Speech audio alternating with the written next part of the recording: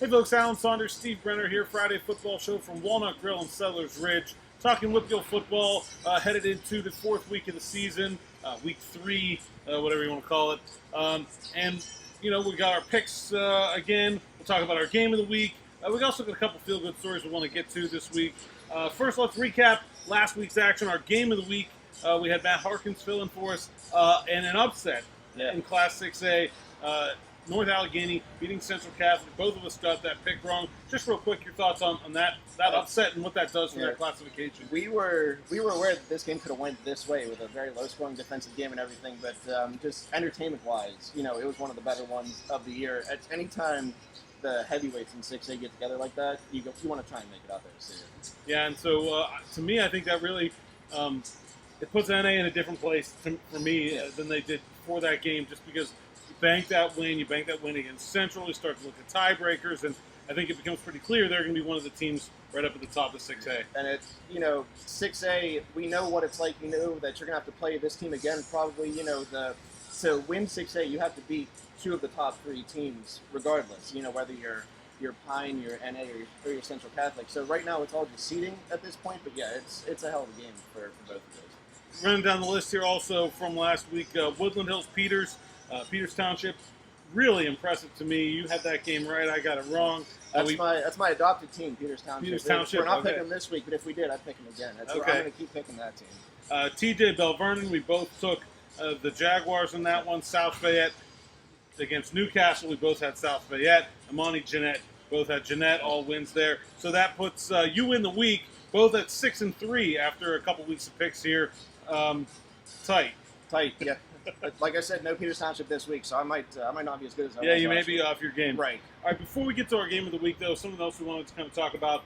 Darrien Fields, former Aliquippa player, and really a feel-good story for what he did this week. Yeah, he sent out a tweet last week. He's going to donate, or he did. He donated his kidney to an uncle of his, Jay Fields. I'm not going to read the whole tweet, but something along the lines of, I want to thank God that he put me in a position to make this possible, and I'm praying for nothing but a successful operation. This kid was a hell of a quarterback, a hell of a leader for Marietta. Over 6,000 career passing yards, 56 career passing touchdowns. He has a handful of records up there, single game, single season, career records and everything. And when you read something like this, to know it's coming from Darrien, it doesn't surprise you. You always ask yourself, if you were put in this position, how would you react? To see Darrien reacting this way, it doesn't surprise me at all. I think the surgery was last Friday. He sent out a tweet over the weekend. He was in bed recovering, watching the game from his bed. So it looks like he's doing well.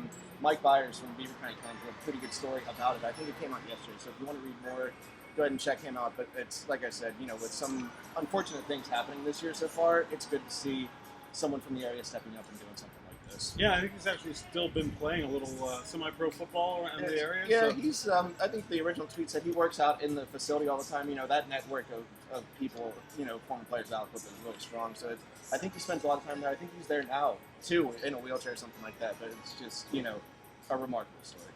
All right, let's get to the game of the week. And our game of the week is Western Beaver Riverside. They're playing at Blackhawk on Friday night. Why is that our game of the week?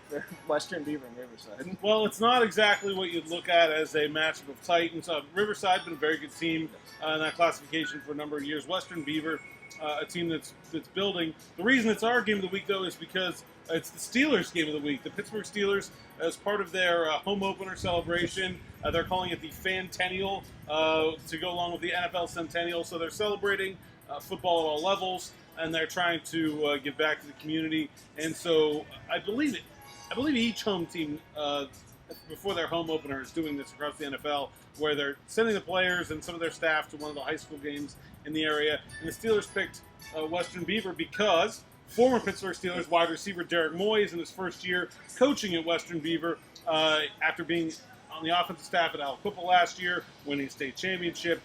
Really a pretty awesome progression through the ranks for a young guy. Obviously a local guy, went to Penn State, played for the Steelers. So a lot of good feels there, and I'm sure it'll be a big crowd when you say, hey, some Steelers players are going to show up. Right. But what intrigues you about this matchup on the field? It's a matchup between 2 of the better quarterbacks in in Class 2A. You know, Ben Hughes for Riverside, he's been playing, I think, since I graduated in 2007. He's been the quarterback out there. It feels like, you know, he has a ton of passing yards. He's one of the better people, too, that you're going to need. And then Thaddeus Gray for Western Beaver is playing well so far, too. Noah Gray for Western is having a good season at receiver. You know, they're a good combination. If Thaddeus is throwing it, it's a good chance he's looking Noah's way. But it's a good quarterback battle between these teams. And that's not something you see a lot in 2A. You know, a lot of those teams, smaller teams, are going to focus more on the running game. But one of the things that made Aliquippa so successful last year was that new offense that Moy was a big part of installing, throwing the ball more. And I think if he can do this at Western Beaver, look, they've got some athletes there. They have the co-op with Lincoln Park. Yep. And so I think it could be a successful thing for them down the road. I'm not sure they're at the level of a Riverside right now, though. Right, and this is going to be the game that determines that. You know, Western is 2-1. They lost their game last week to Shenango in the conference opener. So if Western wants to make the playoffs consistently, wants to be one of the better teams in this conference, this is a team you have to beat. And Riverside on the other side, you know, they're 0-2 right now. They're looking for their first win. This is uncharacteristic for the Panthers. You know, in 16 and 17, they lost in the WPIAL semifinals to Steel Valley. They lost last year in the first round of the playoffs, but this team makes the playoffs. This team is an above 500 team. This team, you know, gives teams runs for their money. So to be looking for your first win in week 3 is kind of surprising for them. All right, what's your pick for this one? Man, I like Derek. I like what he does, you know, what he's doing at Western Beaver, but I can't pick against my alma mater. I'm going to go Riverside. I think that this is a real test for what they're doing at Western Beaver. Not that, you know, the early part of the schedule hasn't been, but it's sort of putting it all together, right? You know, you're going to have a big crowd. You're going to sort of show off the offense and the skill position talent that the Western Beaver does have. And also, you know, I think some friends of Derek's are going to stop by. We're going to be there. I'm sure we won't be the only media outlet there.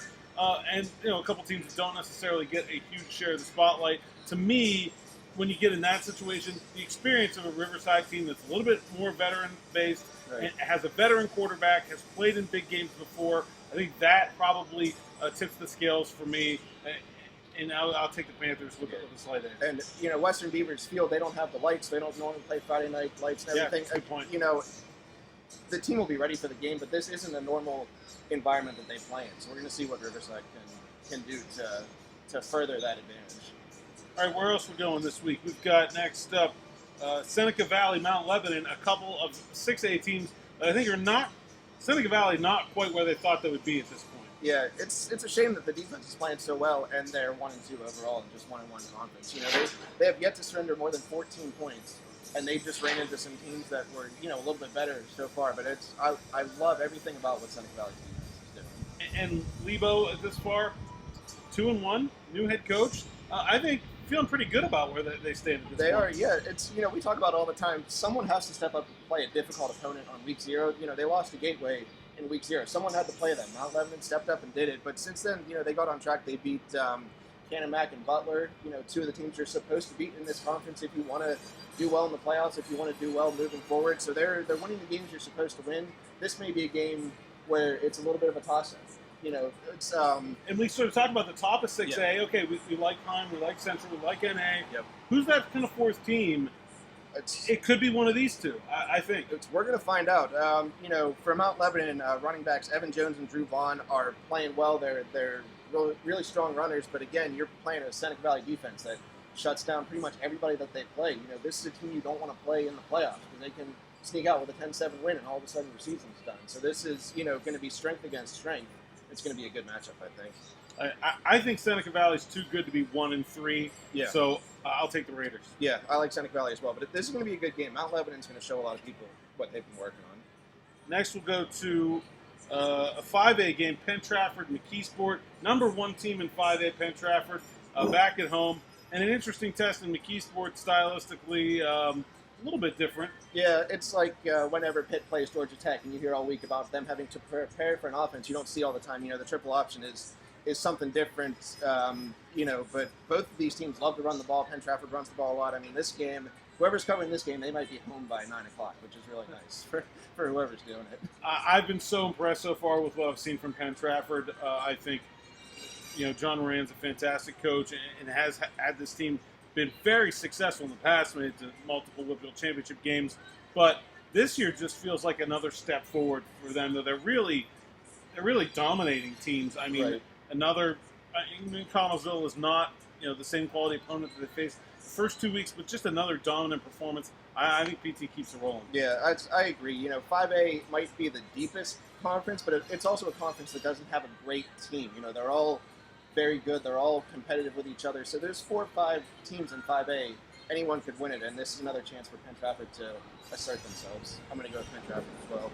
And now we've got, I think it's 3A, Central Valley, North Catholic, a little bit of a west-north kind of thing, and a couple of teams that seem poised to be in position to maybe look at that top spot. Aliquippa obviously is sort of the elephant in the room Right. there, but I would think the winner of this game would feel a little bit better about their chances against the Quips. Yeah, these are 2 of the top 5 teams ranked in Class 3A. Central Valley got off to a really good start. They're playing really good football, and North Catholic is behind quarterback Zach Rocco. He was the starter last year. He's a big kid. He's a leader. He knows what he's doing. It makes you feel good, like we talked about earlier in these smaller divisions, when you have a quarterback who you can lean on, who can throw the ball a lot. So both of these teams are playing really good right now. What's been the difference for Central Valley? I mean, you think back, Jordan Whitehead a few years ago, great player, great teams. Feels like they're taking a little bit of a step back since then. But is this a year that they could get back to that point? It could be, yeah. I mean, some players that have gone through there, Robert Foster, Jordan Whitehead. I mean, this team is used to having a star, and without the star, they don't make the runs that they do. But this year it feels like a more complete team. This is a very balanced team, and what Central Valley does, what nobody else does, is beat Aliquippa on not a consistent basis, but they're a team that lines up and feels good about playing Aliquippa, and no one else in 3A feels good about playing Aliquippa. But Central Valley, anytime they go into it, they feel like they have a chance. So every game for Central Valley is just a tune-up, getting ready to play Aliquippa. Either they'll play them in the regular season and eventually in the playoffs. What's your pick in this one? Central Valley, too many athletes, too good. I'll take North Catholic at home.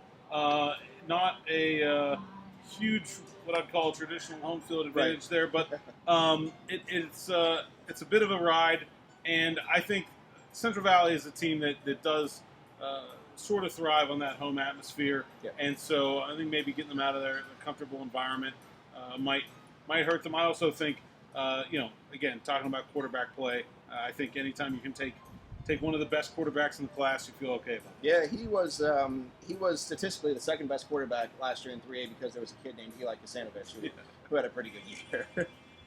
And then we're going to go down to Franklin Regional, West Mifflin, and sort of the same kind of concept here, right? Is like who's going to be there for Aliquippa? Well, who's going to be there for TJ in this one? West Mifflin is the number 3 team in Class 4A. While we're talking about them, they had their quarterback, Jalen Dukes, was involved in that shooting a few weeks ago. He was on the sideline last week, but Jacob Davis took over. He combined for over 400 yards last week on the ground and in the air. So he's, you hate to say replacing a kid who was involved in something like this, but he stepped up and he's playing pretty well so far. And I think this is a different kind of West Mifflin team than the past couple years. Obviously, another place, new head coach, feels like a bit of a bit more momentum going with that program right now. What do you know about Franklin Regional? It's a team I haven't seen yet. All I really know about Franklin Regional is they're 2-0. So we talk about it all the time. Play the teams on your schedule, and eventually you'll run into a more competitive game where you're really going to see it's a good measuring stick against where you want to be for this year and where you think you're going. And this is that measuring stick game for Franklin Regional. I think I'm going to take the Titans in this one, especially at home. That is a place where they will come out on a Friday night. Yeah, I agree, West Mifflin. All right, so that's what we've got for this week. Make sure to give us your picks. Tell us how wrong we are, how we've slighted and denigrated your team. And then we'll do this again next week. Of course, Friday night, Steve will be out at Blackhawk. Yep. That's where the Western Beaver Riverside game is being played. And we'll, of course, have all your scores and highlights from all of the WPIAL Week 3 action on Pittsburgh Sports Now. Again, thanks to our sponsor, Walnut Grill. Make sure to check them out. Open for breakfast. We're here recording this early in the morning, so maybe we'll go get an omelet or something. Maybe, yeah. We're hopefully going to run into Bert Loudon on Friday's game. I think I'm the second most notable alumni from Riverside. Bert Loudon's the first, so I hope I get a chance to run into him. There you go. So we'll see you Friday night, and thanks for watching. Alan Saunders, Steve Brenner, Pittsburgh Sports Now. Thanks, guys.